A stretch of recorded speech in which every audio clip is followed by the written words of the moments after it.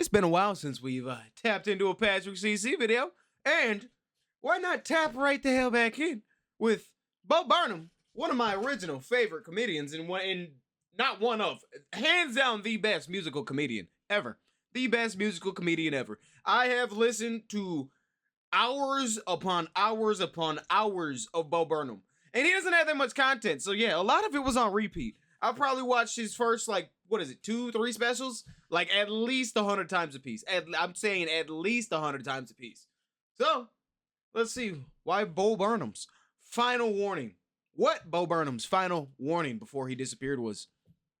The year is 2006, and nobody knew that the world's greatest social experiment had just planted its roots in the digital soil of the internet. YouTube was born, alongside other buzzing online social connection platforms like Facebook and MySpace. At the time, it was just a fun way to connect with others. Little did we know it was going to drive us all into the deepest, numbest, most disconnected feeling of human isolation, all while spreading mass paranoia, giving most of us depression and anxiety. At the nucleus of this dystopian nightmare was a comedian that some may see as a modern-day philosopher, Bo Burnham. Bo uploaded his first video in December 2006 and became a superstar. Damn. After watching this, we are definitely going to listen to some Bo Burnham. We are definitely going to listen to some Bo Burnham. In the modern entertainment world. However, his superstardom was built off his eerily... A litany of songs just started playing in my head. A litany of songs just started playing in my head. I'm cooler, baby. Oh, that shit was fire. I'm cooler, baby.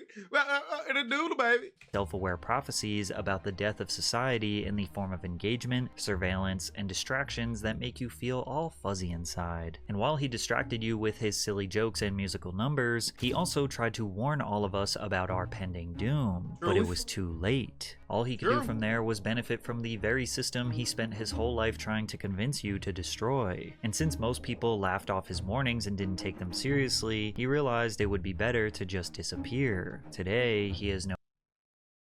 That's not why he disappeared. But let's see how Patrick spins this. Okay. To be found. Today we are going to let's see if Patrick can convince me if that's why he disappeared. Dive into the story of Bo Burnham, the reluctant prophet of the internet age. How do I accomplish what you've accomplished? What's your advice for young people? I'd say, well, you gotta just take a deep breath and give up. The system is rigged against you. Your hard work and talent will not pay off. Bo Burnham's family thought he was gay, so the 16-year-old wrote a song about it and unintentionally infiltrated the internet and comedy landscape when he uploaded the video of him performing the song to YouTube. My whole family now suspects that watching SpongeBob had side effects, but I'm not gay, and that's what I said. If I'm gay, then God strike me dead. That's weird. It's hard to imagine a video like this going... Bruh, when is that? That video came out in like 2008 or 9, did it not, bro? I've been watching Bo Burnham for so long. I knew about Bo Burnham before I was watching YouTube, I want to say. Before I was like heavily watching YouTube, I think I knew about Bo Burnham just from like Comedy Central. Going viral today, as most people would just call it corny or cringe and move on. But at the time, YouTube was a new and exciting way to share videos online. Most of the content was amateur, and many people saw it as a fun platform where anyone could post videos of personal moments, funny memes, and random life experiences. And anyone who spent a considerable amount of time on the internet at this point was still considered to be fringe and weird, which is also likely the reason why they gravitated towards Bo. The video's virality is largely credited to Burnham's awkward yet quirky demeanor. He didn't present himself as the greatest musician in the world, but rather just an ordinary theater kid trying to make his brother laugh. I definitely didn't put it up there as like, this is my ticket out of this town. I had written these songs and I wanted to show them to my brother who's in college, and at the time, YouTube was nothing. No one knew what it was. It was just like another outlet, and I didn't think of it as a career move. Once the video was shared to another video aggregate site called Break.com, it skyrocketed to 250,000 listens in a day. Now today, 250,000 views seems small, but back then, it was an astronomical amount of people to have seen a video in one day. It was very strange because I saw this this giant number, and then I went to school and nothing was different. And I think it started a lifelong journey of these two separate sort of narratives being absolutely incoherent but overlaid on top of each other. From the very moment Bo's internet career started, he realized the bleak world of entertainers, especially those on social media. On one hand, they represent an idealized version of human potential, and on the other hand, they possibly don't deserve the attention they receive because, well, they're just another human. The problem then compounds because social media personalities rely on attention to maintain their financial livelihoods. This balance of needing, wanting, and also sometimes not wanting the attention is something Bo struggled with from day one. Despite that, he continued to upload videos of his comedic 17 years ago. Jesus Christ. Wow. How old am I? So he started posting on YouTube when I was fucking like 5? No way. What? songs, fostering a cult-like fan base in the process. All of Burnham's early videos were recorded in and around his family's house in Hamilton, Massachusetts. In his bedroom, Bo couldn't look any more like the average 2007 American teen. Swoopy, Justin Bieber-ish hair, a t-shirt likely bought from Target, or a collar and necktie if he was trying to ironically look dressed up. His songs were written and performed alongside an acoustic guitar or the classic early 2000s digital electric piano. And I want you, yeah, like JFK. One in a car with a roof. Bo's flamboyance, musical style, and genuine talent showed his prowess as a theater kid. Now, all teenagers across all generations are awkward and struggle to discover their identity while navigating social expectations. But theater kids are often looked at as the most awkward or weird because they typically don't try to match the social standards of their peers. But Bo was a little different. His commentary on pop culture combined with his edgy humor allowed him to appeal to the cool kids or adults online, which is probably why he earned such a large fan base and led to every one of his videos surpassing multiple millions of views. Go to a vagina orchard. Count 1, 2, 3. Spin that plane around. You got a third world country. That's right. Consider yourself warned. I'm offensive and creative like handicap porn. You're playing with your breasts. Excuse me, can I try it, ma'am? You're pushing them together like a titty Venn diagram. Look at that crack. Excuse me, can I buy a gram? Right below your diaphragm. Ass looks like you're hiding ham. But because of his edgy lyrics, some of his songs have today been deemed offensive, including one called Clan Cookout, which is a song where Bo is inviting people to a cookout that is hosted by a clan member. Here's my wife slash sister, she brightens up my day. She went away and I missed her, cause my mom's a lousy lay. Don't hang with foreign fellows, it'll only be your loss. Stay here and roast marshmallows by the burning cross. Clan Cookout. Bangers, nigga, Or his song bangers. titled Perfect Woman, where Bo describes Helen Keller, the deaf and blind author, as the ideal woman for a relationship. I forgot about this one. Helen Keller was my perfect woman, but I don't think she cared. I played the song for her, she just sat there and stared. She was This is just like what the internet was, though. Like, the internet was this. Everything was... This sums up the fucking internet. The internet was not a safe space. It was not a place to go if you had very soft feelings. The internet was full of this shit. still my perfect woman. I was sort of a mess. I asked her to marry me. She said, yeah. At the time, these jokes were seen as just status quo, typical edgy teenage humor. Today, people think the punchlines didn't age too well. By the time he graduated in 2008, he already secured a I Hollywood heard it. That was literally just the internet. That's what the internet was. agent, Douglas Edley, who represented several top-tier comedians including Drew Carey and Dave Chappelle. Bo was able to transition quickly from YouTube to live performances and other traditional entertainment opportunities. One of his most memorable was his performance at YouTube Live. Not so much for his song, but rather his mortified reaction to Katy Perry's awkward intro. He's funny, he's filthy, and he's gotten over 20 million views on his YouTube, and he's only 18 years old. Thank God you're 18 at least. He's here to play his world premiere of his new song. Welcome to YouTube. Come on, everybody, make some noise for Bo Burnham! I watched this like 20 times and I never interpreted it as awkward. Thank you, Mrs. Perry. Although many What up, consider Steph? him a pioneer of YouTube, Bo had his sights set on Hollywood. I always wanted to be a comedian and actor, Burnham explained. I basically stumbled into the music medium though. Musically, he adds, I'm okay, but that's about it. I like to think I'm good enough not to negatively affect the performance. From there, YouTube would just become this sort of catalog or landing page where he would return whenever it was time to release new material. Entering 2009, he leveled up his production higher than ever, releasing his first self-titled album. The album mostly included songs that had already been uploaded to his channel. He said, I wanted to show respect for the online Bro, I deadass had I had a Spotify playlist with these songs in it. community that I think what pleases you guys, what you guys like, is good enough for any medium. The album received positive reviews from critics and peaked at #1 on the US Billboard Comedy Albums chart. It also entered the US Billboard Independent Albums chart, peaking at number 12, and was later certified gold. Despite seeing much success early on in his career, not everyone were exactly huge fans of his comedy. On March 2nd, 2009, 15 Westminster College students protested his concert there that evening due to his use of homophobic and racist language. Gay bashing is wrong, which is so ironic because people would, gay bashers would label me, as gay, So I was like the butt of that, and then all of a sudden I'm a gay basher. In 6 months, I completely changed. Who'd have thunk it? Bo continued to defend his jokes. I try and write satire that's well-intentioned, but those intentions have to be hidden. It can't be completely clear, and that's what makes it comedy. This small incident ultimately had no impact on his career. He embarked on his first Yeah, that was before canceling was a real thing. The fellas now. Different storm. nationwide tour titled The Fake ID Tour. He booked more televised events like an appearance on Carson Daly's MTV show and NBC's Late Night with Jimmy Fallon, and he even earned a 20-minute Comedy Central stand-up special called Fractions Speak Louder Than Words. Because having sex is like quadratic expansion. If it can't be split, then it's time to stop. And having sex is like doing fractions. It's improper for the larger one to be on top. Yeah, having sex is like math homework. I do it best when I'm alone in my bed.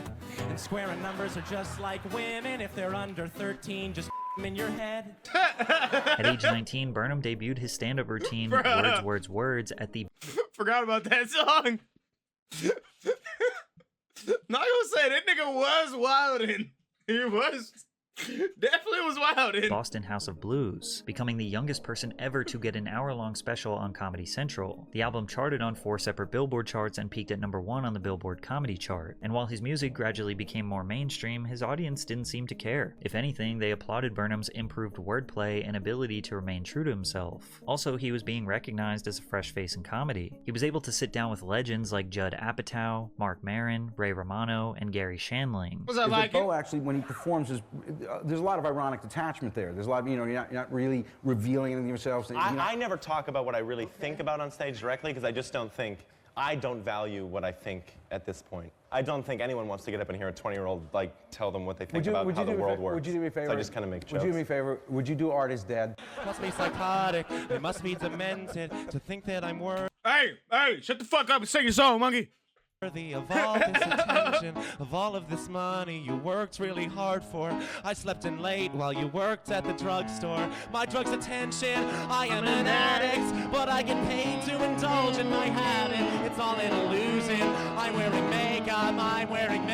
The song Art is Dead was way ahead of its time and shockingly profound for the 19-year-old. And in a way, he spent the rest of his career continuously rewriting the exact premise of this song. Some comedians are prophetic and extremely introspective and extrospective about Art is Dead is one of the best pieces of art ever fucking created. Hands down. I'll stand by that. the ever-changing society we live in. They almost know too much for their own good, which results in them seeming highly intelligent, which is also ironic because they are constantly telling silly juvenile jokes, or in Bo's case, singing silly songs. Most people still thought Bo at this point was some theater geek who needs to go touch grass. Mark Maron described the song as cute. Art is Dead is both a confession and a critique, as Burnham wrestles with his role in an industry that is more about profit, ego, and attention than genuine creativity or contribution to society. But because of his Bieber hair and nervous energy, they didn't take him seriously. But the biggest reason why Bo was, and is still successful, is because he truly values the process of developing his act and doesn't rush out new material. In 2010, he Side note, y'all remember when Pat CC, I don't know if anybody else been tapped into him that long. Y'all remember he would only make, he used to only make rapper videos. Like all his videos used to be about rappers. And then he just slowly transitioned out of it. And it's worked really well for him. He knows how to cover these other topics really, really, really well. I'm glad. Good for him. WPatCC. WPatCC. Explained his mentality. If I don't feel like doing this next month, I won't do it. And if I don't think I'm good anymore, or if I haven't carved something new, then I will quit. This approach is what gave him the time to write and perfect the next stand-up special that would drastically change his career. What? First, it's worth mentioning that What was released on Netflix, meaning Bo was an early adopter. That's what I found. This is what I found about Bo Burnham was the What special, because that was on Netflix. And that was when Netflix first started like popping off. That's when like everybody first started getting it. It was like 2012, 2013. Listen to What, and then I was hooked. So I've been listening to him since that's what I was trying to figure out this whole time, was what year it started. It was 2013. On 2 different platforms, Damn, because so nobody 11 could have years predicted ago. the absolute powerhouse that Netflix So I would was like become, 12. especially in the world of stand-up comedy. Second, people knew Bo was good, but this special unlocked a creative potential that took everyone by surprise. What went beyond the straightforward comedic skits of his earlier YouTube videos, blending comedy, music, theater, and philosophy. He created a multimedia experience that used intricate lighting, sound cues, and staging in ways not typically seen in stand-up. What added a level of maturity and introspection to his work, departing from purely surface-level teenage edgy humor. You think you know better than everybody. You will die alone. But in the meantime, you might as well tell those silly jokes of yours. The very first line in the first song he performed said, "You used to do comedy when you felt like being funny, but now you're contractually obligated, so dance, you effing monkey," setting the tone that he was going to explore the more complex dynamics of fame, artistic integrity, and a comedian's role in society. Being a comedian isn't being an insensitive prick capitalizing on the most animalistic impulses of the public. It's being a hero. But make no mistake, this thing was still filled with absurdist humor. Yo, fellas, don't you hate it when you're blowing a guy and he ends up being a fat? Am I right? I've been blowing a fat this whole time? Or how about the full 1.5-minute section where he simulated himself pleasing himself? But this special is definitely remembered for its impressive musical numbers. When you sum it up like that, it's literally sum it up like that. I guess. And exploring themes of our destructive world and existentialism. From God's Perspective is a song that addresses religion, as Burnham, from God's perspective, argues that people shouldn't think their religious views protect them from being bad people. He even criticized religious people who constantly argue whose perspective is correct, questioning, but no one entertains the thought that maybe God does not believe in you. This balance of comedy and darker, more personal themes would become a defining element of his style. Perhaps the most memorable part of the show was a song called Repeat Stuff, which criticizes the emptiness of modern pop songs, more specifically the ones performed by musicians like Justin Bieber and One Direction, who use the same formula to hypnotize little girls and rake in That's probably still his biggest song, is it not? Dollars. Is that not Bo Burnham's biggest song still? "Oh girl, I hope you don't think that I'm rude." I think that's the only song he ever made like an actual, like official music video and everything for, if I'm not... I guess you could say like the last special he made like many music videos for those, but like for that one he had like a full music video for that song. I tell you that I love you, boo. I also hope that you don't see through this cleverly constructed ruse designed by a marketing team cashing in on puberty and low self-esteem and girls' desperate need to feel loved. What the songs basically do is they're love songs to girls, and they describe the girls as vaguely as they possibly can, so that every girl can think that that song's about them. So it's like I love how your fingerprints are different than everybody else's, and like I love how your eyes have that like bluish, brownish, greenish color, and your torso has an arm on either side of it. And just before the end of the track, Bo abruptly interrupts the song to portray the artist selling their soul or body to Satan. If you're my agent, you might be thinking, oh no, sound the alarms. You're not appealing to little girls that don't have arms. But they can use iTunes, so who needs oh girl, oh hello Satan. Oh, Satan, you taste so good. Repeat stuff, repeat stuff, repeat stuff, repeat stuff. He closes with the intense and hauntingly my God, I orchestrated fucking musical love Bo number, Burnham. We Think We Know You. In the song, Burnham seems to grapple with the pressure of audience expectations. I have to go back and watch all those specials. I haven't watched them in at least, like, it has to have been like 3-4 years. It has to have been 3-4 years. The struggle to stay authentic, and the reality of being placed in a box by his fans and the public. As the song reaches its peak, Burnham stops abruptly, which results in a powerful silence where the audience understands what the song and what the entire special is actually about. We think we know you. We think we know you. We think we know you. We think we know you. We think we know you. We think we know you. We think we know you. This ending tells viewers that more than just a comedy show, this was an exploration of the contradictions of our pretentious society, the dangers of celebrity worship, as well as foreshadowing the deeper existential Fuck, I want to listen to, bro, I have to go listen to fucking Bo Burnham music after this. God damn it, Pat. themes that would characterize Burnham's later work. And at this point, Burnham had stopped creating content solely for YouTube, expressing very clearly why he quit. In 2006, 2007, when I was 16, 17, you guys were 10, whatever, I was convinced, like, and I think most people were like, oh, Oscar-winning movies and shorts and everything will be YouTube videos in 8 years. It has not happened. And the reason it hasn't happened is because, like, it just sucks. I mean, go on YouTube and look at like a majority of user-generated content. It is god-awful. I know there's some really good stuff, and I know there are probably a lot of people doing good work. They're not getting the most views. The most popular people are, you want to talk about like translated mediums and derivative stuff. It's just like kids talking about other pop culture. It's the Tonight Show posting their own clips on it. This was supposed to be like the medium that bypassed all the corporations and bypassed all this stuff, and it isn't. We lost the internet. I stand by that the internet it had a chance to be like the people's medium, and we lost. I was a YouTuber that posted 13 3-minute videos over the course of 3 years. I mean, that was my presence on YouTube, you know? And now being a YouTuber is posting 15-minute videos every other day of your life. You know, it's wild. And it sort of felt like what YouTube asked of you 10 years ago was, you got a little funny thing to post it. And now it's like, live, reflect yourself, be there. And it's weird, you know? It's the same thing like, you know, you used to be on Facebook and you make a little website, and it's like, oh, my little picture and my interests.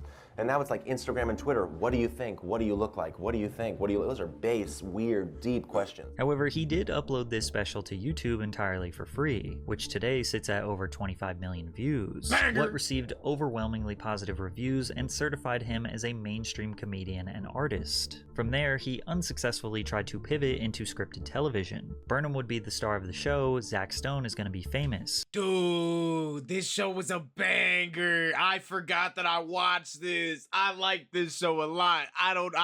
Bro, say what you want to say. I like this show. Fuck that. This show is fire.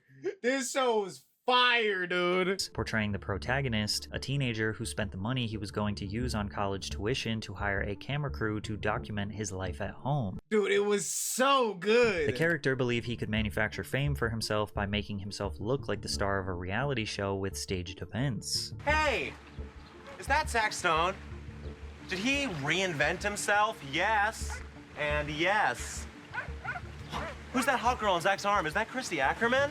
Yep. I'll do the voices, okay? Zach Stone is going to be famous, premiered on MTV in May of 2013. Despite earning generally positive reviews from critics, including Newsday, which described the show as almost too clever, funny, and ironic for MTV, the show struggled in the ratings during its run, leading to— Nah, bro, it was ahead of its time. That's why. It was ahead of its time. It was so good. Its ultimate cancellation after the first season. In a bittersweet message to his Facebook, he wrote, "If you like the show, I am sorry that you won't be getting more of it soon, but please don't feel sorry for me. I am the luckiest guy that I know. Thank you all so very much. Bo." Aside from his short stint on the 6-second video sharing app Vine, Burnham would remain out of the public eye. He occasionally posted on social media or attended an event here and there, but he spent 3 years working on his songwriting and carefully crafting new theatrical performances, which were on full display in his most successful stand-up special to date, Make Happy. Thematically, Make Happy was nearly the exact same as What?, but perhaps slightly less interpretive and more to the point, and it also is probably Bo's funniest special. He remained consistent in his ability to weave together various genres and styles, blending stand-up comedy, musical theater, and performance art in a way that made his show unpredictable. We'll do a racial joke about the white people. I think I'd say it's his funniest one as well. It's definitely. White people, we like the same food. His most recent one was funny, but it was way, it was deep. It was really deep. Foods, favorite sandwich, peanut butter and jelly, macaroni and our favorite chips, salt and Wow. Who said it? Get the cameras on them. Straight White Male is a song on the problems one faces when cursed with being Caucasian, heterosexual, and male, with the irony being that they don't face as many problems since straight white men have historically caused most of the oppression experienced by women, ethnic minorities, and those a part of the LGBTQ community, among others. We used to have all the money and land, and we still do, but it's not as fun now. I wrote that song because I just think it's so funny, these straight white men that are coming out and like, you know, and we still like, do, but it's not as most fun of now. what I hear, like the men's rights activists and stuff, it's like, it's like funniest thing in the world where it's like, but affirmative action, what are you talking? It's like everything else in the world is working in your favor. Everything else. Everything. Literally everything else. Can they have one thing? Can we do one thing to make other people more comfortable? The last 15 minutes of Make Happy takes a dramatic turn as Bo shares that his comedy is almost always about performing itself because he thinks that people are, at all times, doing a performance for one another. He explained, they say it's like the me generation. It's not. The arrogance. It's taught or it was cultivated. It's self-conscious. That's what it is. It's conscious of self.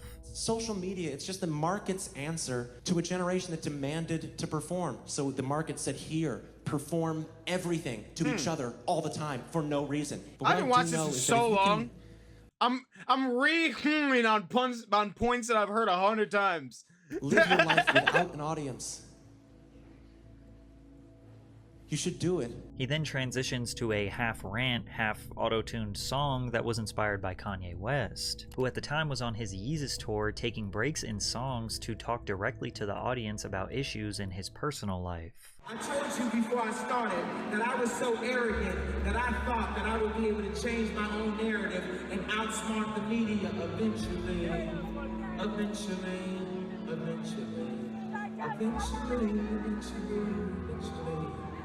Because now that I actually signed, I never actually went back and watched these. I only saw the Bo Burnham translation of it. Now that I actually signed my deal with Adidas, I've got opportunity.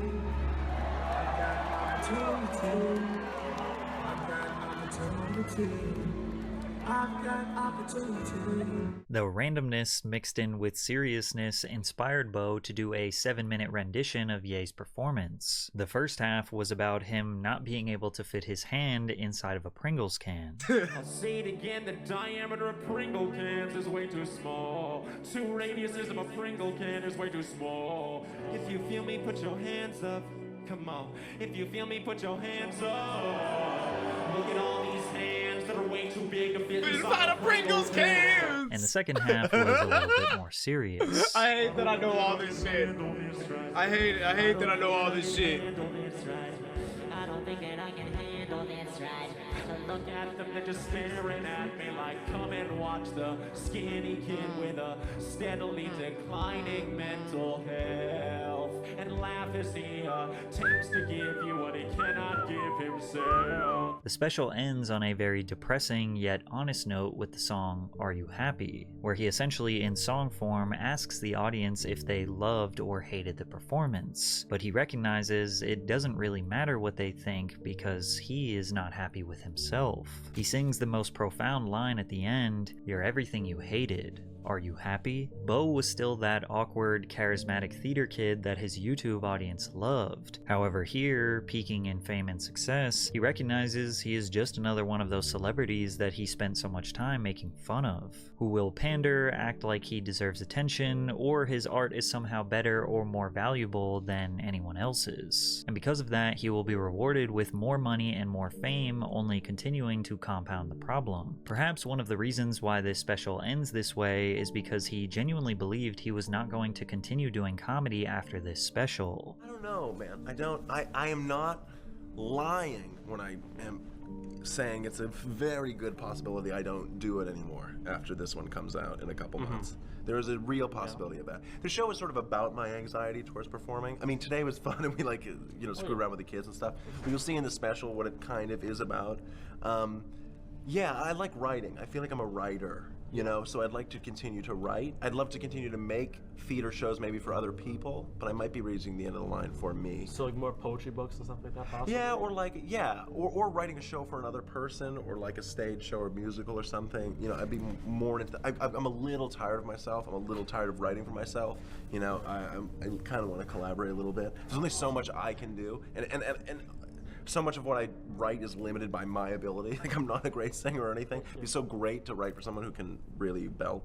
Although Beau's outlook here might seem a bit overly self-critical, his material and creative direction for both of his specials were almost exactly the same. The only things that felt new were the silly and stupid jokes, which don't really mean all that much. However, his societal critiques, his life as a straight white male, or his love-hate dynamic for performing summarizes his entire act. Since he became famous at a young age, he didn't have much time to be normal. He knows being a celebrity is unrelatable to comedy fans, and typically the more famous a comic gets, the less relatable they become, which negatively impacts their jokes. But another huge reason why Beau was not going to continue to do comedy was because his anxiety was so bad to the point where he felt physically debilitated on stage, backstage, or even just doing ordinary tasks. Well, it was so constant that I didn't think it could have been. It was every day, which actually probably should have pointed to anxiety. But and then it really,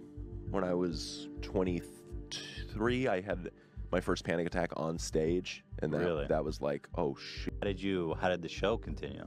It continued. I've had You pushed through it. Yeah, I've had about 10 on stage, and I have a script that I have to keep to. So I have this inner monologue freaking out, and then I'm having to perform. But you found that you're able to still perform the script while having a somewhat out-of-body experience. Yeah, I was. But it was like I'd be a little out of breath. So I'd be the entire show for 20 minutes would be existing on the inhale kind of.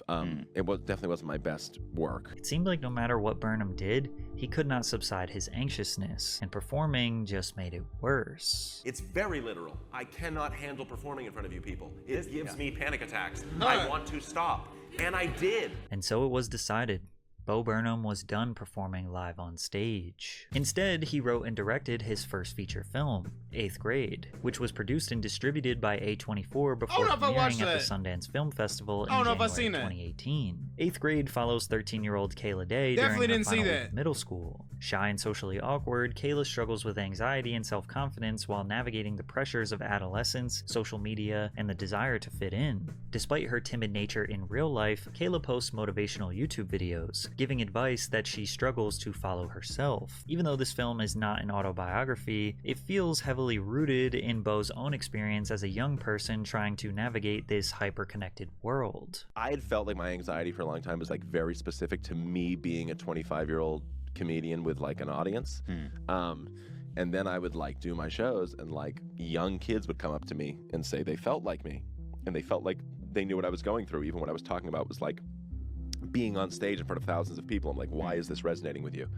And I just think the sort of pressures, the weird pressures that are usually only afforded to D-list celebrities have now been democratized and given to everybody. So I was always interested in who are telling a story about someone on the internet that nobody's watching, because the internet tends to, and the culture at large tends to only talk about the people on the internet that are being seen, but the majority of people on the internet. And there's a lot more and more who are just talking to the camera and nobody's watching. Yeah, and that's 99% of the videos that are uploaded, 99.9, and the only thing we talk about is people that go viral. And as someone that went viral, it's really not that interesting. 8th Grade garnered a 99% approval rating on Rotten I guess I gotta go back and watch holds the movie. An average rating of 85 out of 100 on Metacritic. How did this just slip me Burnham by? won the Directors Guild of America Award for Outstanding First Time Feature and the Writers Guild of America Award for Best Original Screenplay. It was also during the marketing and promotion of this film that Beau did the most press he has ever done, participating in various interviews and podcasts. We finally got to hear Beau speak at length and realize just how prophetic, introspective, and thought-provoking he was, without him trying to be funny. And also the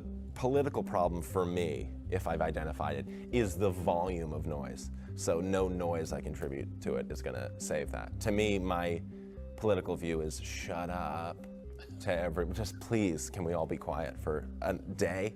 Like a day. Yes. Just, if someone does something on Monday, on Wednesday, we can hold them accountable, but just Tuesday, just like, let's just all be quiet. And the problem with Trump is that like everyone is cashing in. Why is everyone pretending like the comedians are thrilled? This is exactly what they wanted.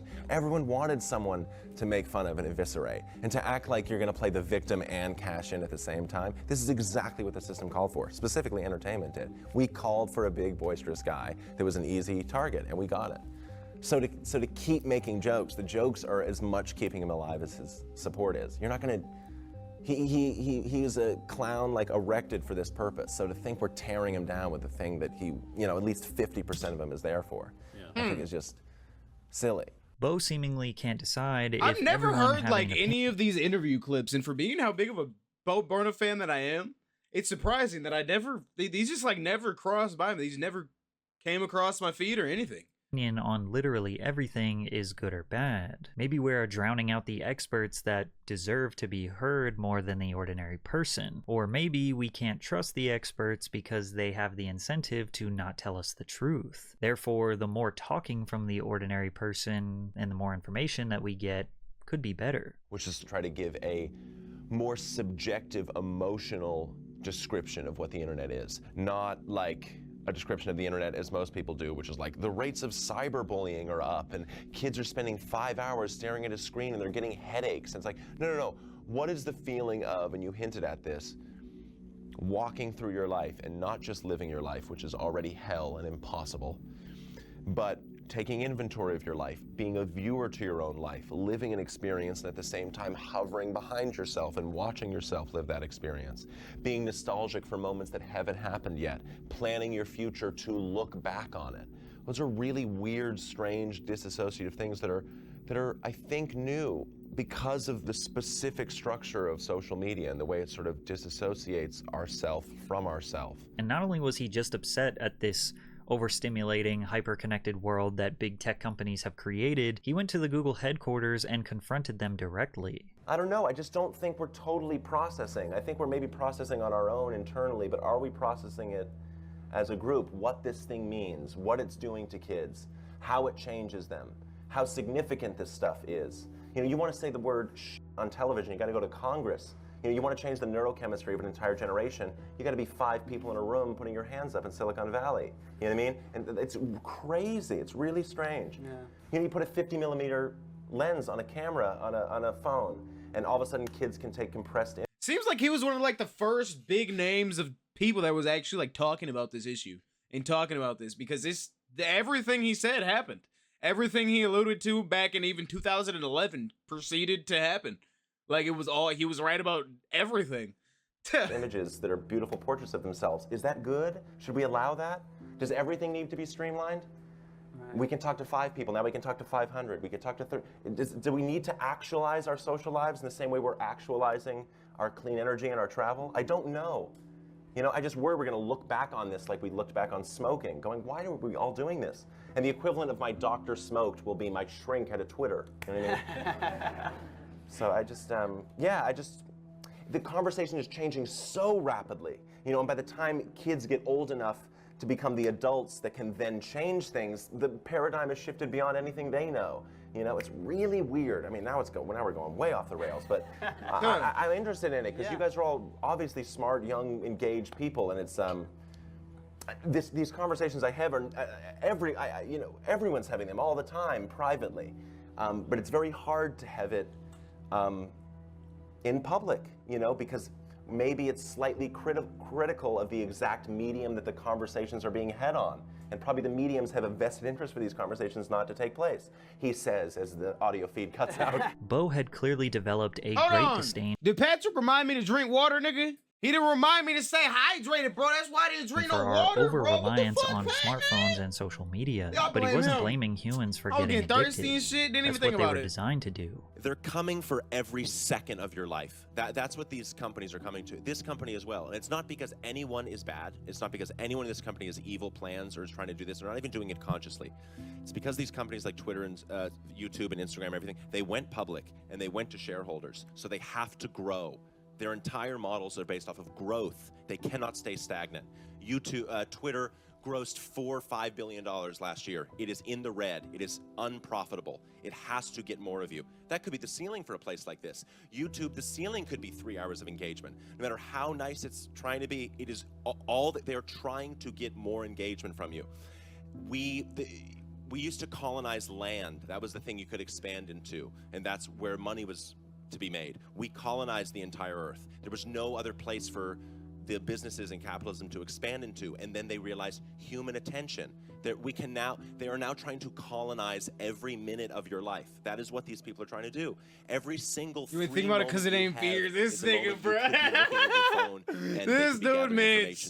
This Mitch guy. Now, this may be much harder for children to grapple, but for adults, you can fight this. You just have to consciously choose where you are spending your time online and constantly reevaluate what you are watching and why you are watching it. Now, I personally benefit from this exact system. I quite literally need you to watch longer as it improves Thought he was throwing my me an ad. livelihood. I But thought he was don't saucing really me know an how much ad. of you are watching this intently. Some of you are driving right now, or cooking dinner, or just laying down and you have me on in the background, but now I got your attention, so hey. How you doing? So while I do appreciate you being here and spending your time on something I and my team created, I just hope that it was at least by choice and that you weren't tricked or hypnotized and stuck in some sort of content wormhole. Anyways, Burnham made it apparent that he was more interested in writing, directing, and acting than live comedy. I stepped away from stand-up after Make Happy, Burnham told Rolling Stone. I just felt like I did what I wanted. I had no more ideas in that space and I felt like I'd sort of exhausted myself as a subject. Burnham did not perform live stand-up for 5 years, and instead he used that time to work on his struggles with mental health and various other creative projects. And in January of 2020, he finally felt like he got a grasp on his mental health. He felt better and wanted to pursue comedy on stage again. And just as he was preparing to come back,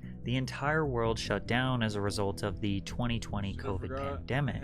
While being forced to be alone and locked in his house, Bo had basically nothing else to do than to scroll social media. Being forced to witness the riots, protests, political discourse, celebrities getting canceled, comedians complaining about cancel culture, brain rot, and all the other mind-numbing whirlwind of chaos we all subjected ourselves to during the pandemic. Bo's awakening towards the horrors of social media, big tech, and human psychology, combined with being stuck at home, would be the inspiration for his final Netflix comedy special, Inside. Inside was not very funny, and he sets you up for that by saying in the beginning that he does not really know what this comedy special is supposed to be. Inside was created entirely within a roughly 500 square foot detached apartment in his backyard. This was created during the lockdown to artistically recreate those feelings of loneliness and isolation we all experienced. Bo immediately sets the tone that this special is going to be, yet again, more social commentary, and the themes he explores are pretty much the exact same as all his previous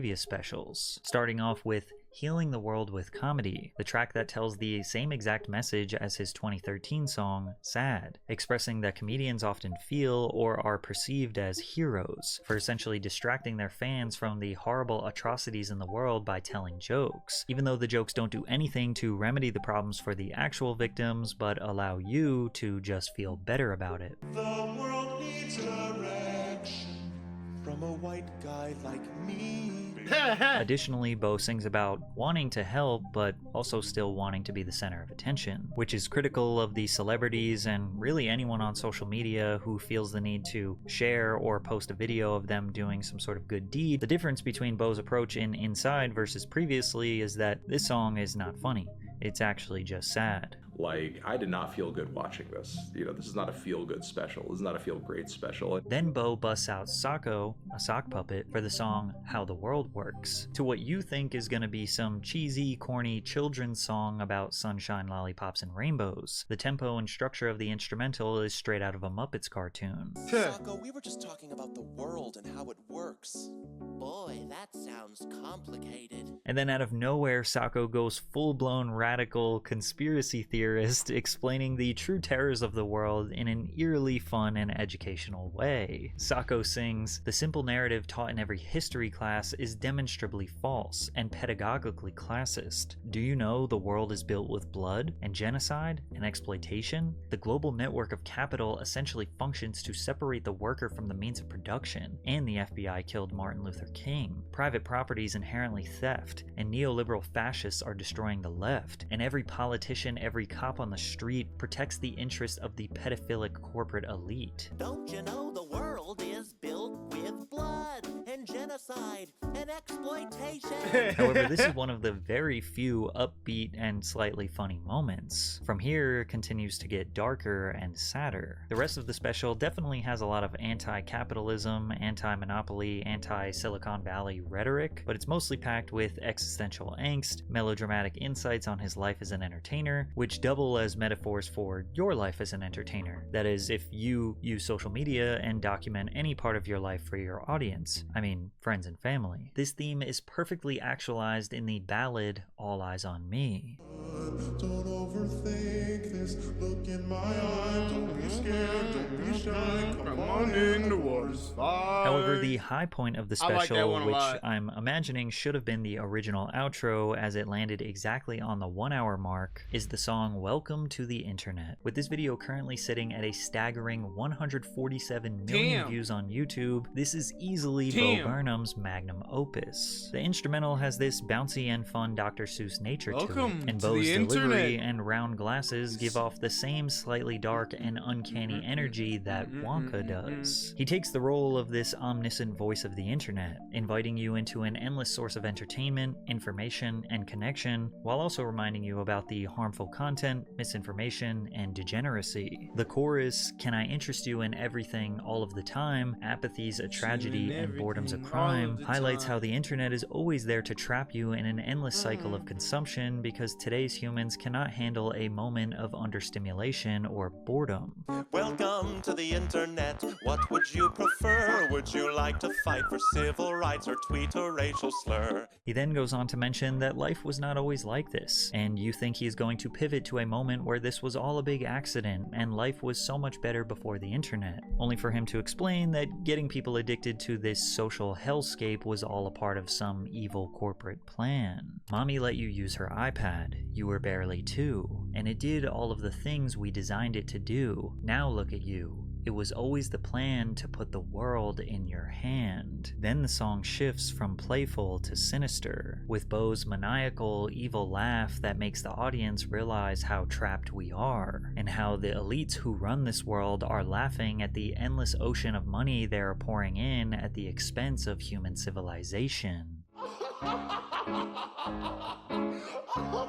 This track is by far the best overall representation of Bo Burnham's art. It's funny, it's got amazing songwriting and creative wordplay, it's got great singing, it's eerie and slightly uncomfortable, it's thought-provoking and self-aware, and also an incredibly accurate summary of our civilization. Even Bo knows that he just peaked, so much so that he might even want to disappear. The very last song is the track Goodbye, where Bo expresses how badly he wants to just stay inside, how he wants to stop being the jester, stop being another cog in the entertainment wheel of distracting the world from real problems and thwarting human evolution. But ultimately, he knows that one day his relevance will decline, or he will be financially drained, or simply needing the approval of others, resulting in him going back to the stage and repeating this same cycle he has been stuck in for 14 years. I swear to God that all I've ever wanted was a little bit of everything all of the time. Apathy's a tragedy and boredom is a crime. I'm finished playing and I'm staying inside. Bo Burnham wanted a little bit of everything all of the time. He wanted to be a theatrical performer. He wanted wanted to be a comedian. He wanted to be a musician and a songwriter. He wanted to be introspective and thought-provoking, but he wanted to be crass and silly. He wanted to be quirky and cute. He wanted to be tall and handsome. He wanted to fit in with the geeks and the jocks, but once he got it all, he no longer wanted it, but he needed it because everyone's got to make money, and trying to balance all of this without going insane is next to impossible, which is likely why his mental health has deteriorated to the point where he has disappeared off the internet and is nowhere to be found, clearing all of the content from his social medias and replacing them with an ocean representing himself being lost at sea, but hopefully at peace. Or maybe he is just this fraud who puts on this fake melodramatic persona while he rakes in millions of dollars just like all of the other Hollywood phonies he claims to hate so much. I don't know. Huh. Well, I will say, Patrick convinced me. I said I knew at the beginning of the video, and he definitely convinced me. I've been convinced. I have been convinced. Shit. Time to listen to some Bo Burnham. You can't come around my gang. You ain't got no fucking motion. You ain't got no fucking motion.